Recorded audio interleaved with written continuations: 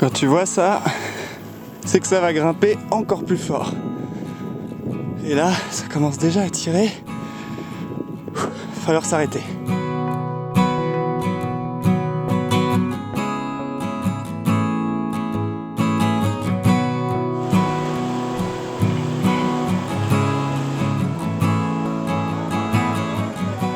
Donc depuis Cracovie, en fait, on est très très proche de la Slovaquie. Donc là, on est déjà passé en Slovaquie en 2 jours de vélo, au final. Et on est direct dans les montagnes. Il n'y a pas d'entre-deux. On est arrivé direct dans les dénivelés. Et donc là, le plan, c'est d'aller rejoindre les Hauts Tatras, donc les plus hauts sommets des montagnes de Tatra, qui sont vraiment à la frontière entre la Pologne et la Slovaquie, pour le coup. Et on a repéré des petites pistes cyclables là sur un plan. Donc en gros, on arrive de la frontière qui est derrière ici. Et on va essayer de suivre toute cette ligne rouge là. Donc comme ça a l'air plat. Mais en fait ça ne l'est pas du tout. C'est pas du tout plat. Là par exemple on est à 850 mètres. Et tuk-tuk ici qui est 20 km plus loin, on est à 1350 mètres. Donc voilà, ça grimpe quand même pas mal. Donc on se prépare mentalement à toutes ces montées.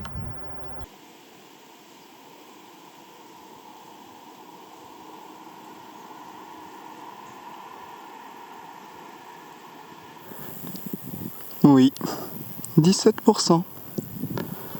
Et là, vous vous dites, mais pourquoi ils ont pris cet itinéraire-là 17%, c'est pas humain. Ouais, mais en fait, il n'y a pas le choix du tout dans ces montagnes.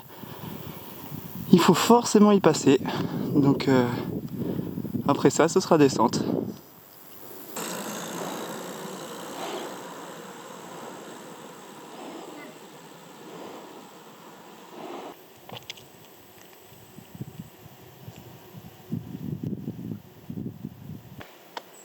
Et comme toujours, la petite récompense au sommet, la vue.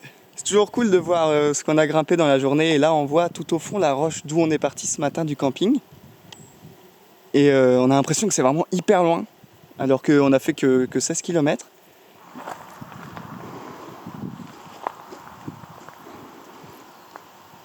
C'est dur.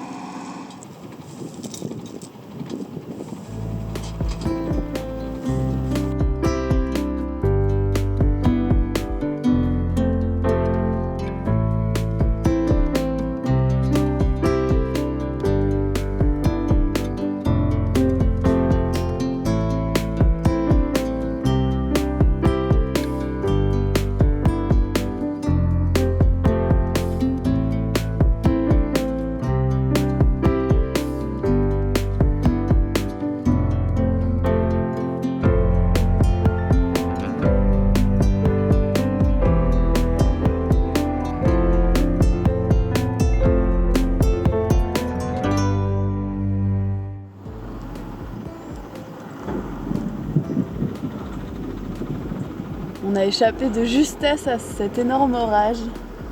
Heureusement, là, on va dans la bonne direction.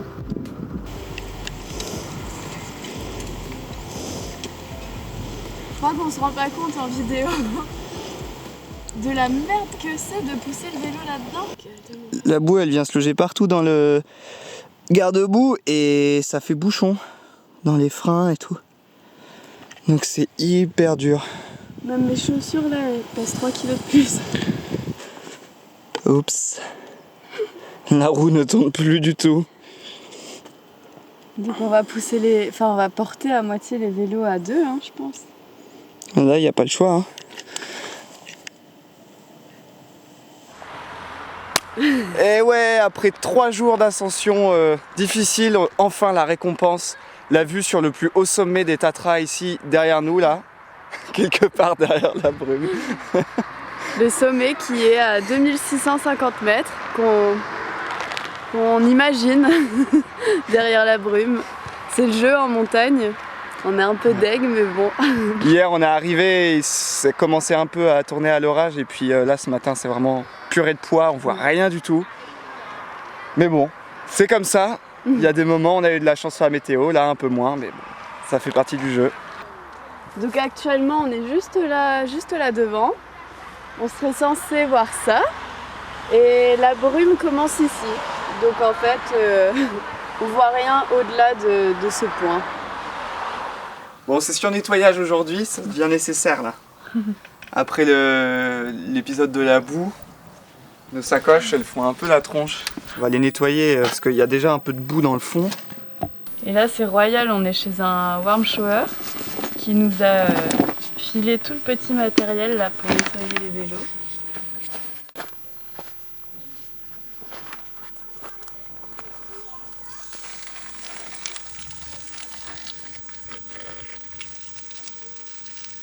La pire angoisse de Brewen, une transmission toute sale. Le pire, c'est que je viens tout juste de changer les chaînes. Et le surlendemain, tout dégueu.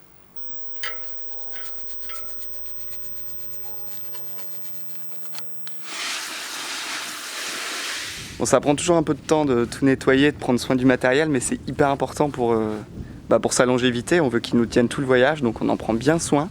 Quand on a nettoyé les vélos, à chaque fois, c'est un bonheur de repédaler avec une chaîne toute propre, toute bien graissée. Donc on essaie de le faire aussi souvent que possible. C'est rare d'avoir des conditions aussi parfaites quand même. Souvent, c'est un peu à l'arrache. Dans un camping ou... Ouais. Ouais. Là, on a tout ce qu'il faut.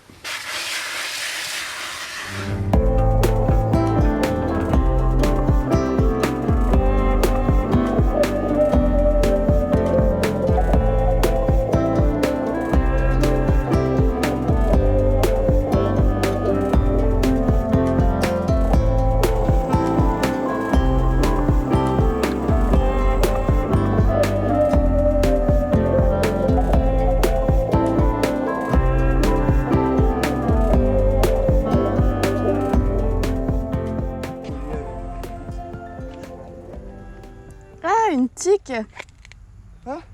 qui était en train de me grimper dessus. Ah la vache! Les joies du cyclotourisme. Et donc après avoir traversé ces montagnes, on a décidé de suivre une rivière quasiment tout du long jusqu'à Bratislava. Comme ça, on fera un peu de plat après, ça nous fera du bien. Et en fait, on sera assez vite à Bratislava parce que la Slovaquie, c'est quand même pas très grand. Donc en tout, depuis notre entrée à Slovaquie jusqu'à Bratislava, ça fait à peu près 500 km. On a choisi de suivre cette rivière parce que comme elle serpente pas mal, en fait il y a plein de châteaux qui sont perchés un peu sur les hauteurs, sur les roches et sur les montagnes. Donc on devrait voir pas mal de châteaux.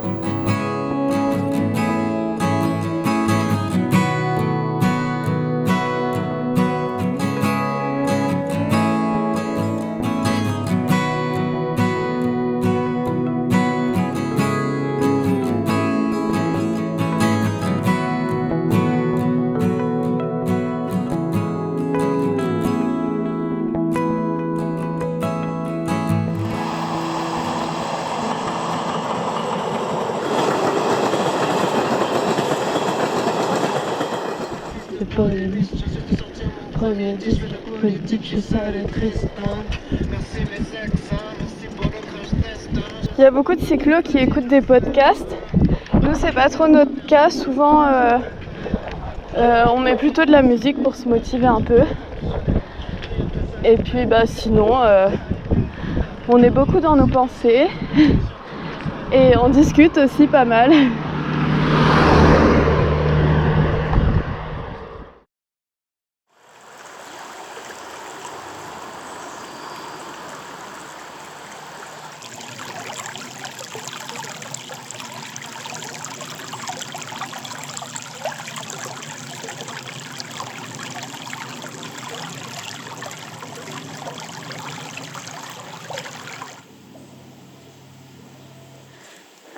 On essaye de faire comme les locaux, d'exploiter le petit endroit pour faire le feu.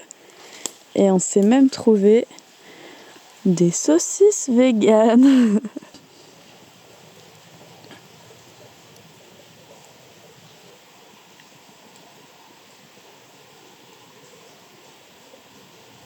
Aujourd'hui, c'était la journée la plus chaude qu'on ait jamais eue depuis le début du voyage. Il faisait 38 là cet après-midi.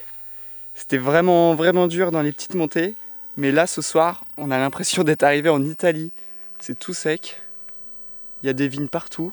C'est vraiment, vraiment sympa. Et du coup, demain, ce sera notre dernière étape en Slovaquie, puisqu'on n'est plus qu'à 30 km de Bratislava. Ce soir, c'est grand luxe, avec abri, banc et table à dispo.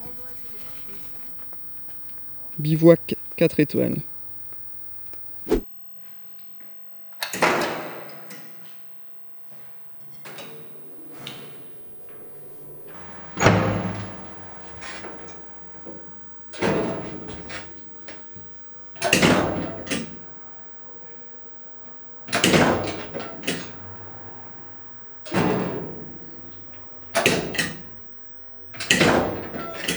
Peu capricieux. Ah, ça y est, on est parti. Oui, il y a les portes qui défilent derrière moi. Héritage soviétique, nous a dit le propriétaire de l'appart qu'on loue là à Bratislava. Ah, ça dépayse.